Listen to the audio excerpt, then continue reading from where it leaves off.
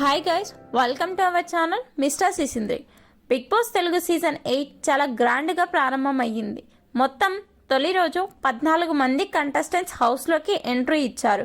హౌస్లోకి వెళ్ళిన 14 మంది కంటెస్టెంట్లలో నాగమణికంఠ కూడా ఒకరు.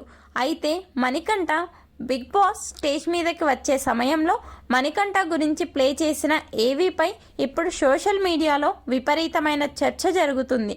కొందరు దీనిపై పాజిటివ్గా రెస్పాండ్ అవుతుంటే మరికొందరు మాత్రం కావాలని సింపతి కోసం ఉన్నవి లేనివి అన్నీ కలిపి చెప్తున్నాడు అంటూ ట్రోల్ చేస్తున్నారు.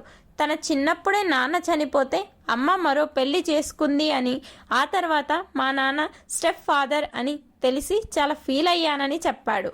ఇక అమ్మ చనిపోయిన తర్వాత నేను ఇంట్లో నుండి బయటికి వచ్చేసాను అంటూ చెప్పాడు మణికంఠ.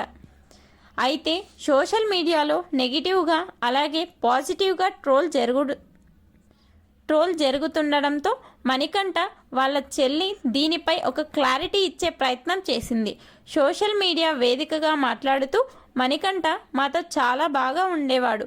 బిగ్ బాస్ స్టేజ్పై ఎందుకు అలా మాట్లాడాడు అనేది పూర్తిగా తన ఇష్టం.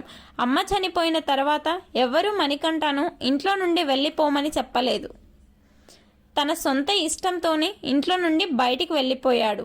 స్టెప్ ఫాదర్ అని తెలిసిన తర్వాత చాలా బాధపడ్డా అని చెప్పింది మాత్రం పెద్ద అబద్ధమని చెప్తూ నాన్నతో దిగిన ఫోటో షేర్ చేసింది తన చెల్లి.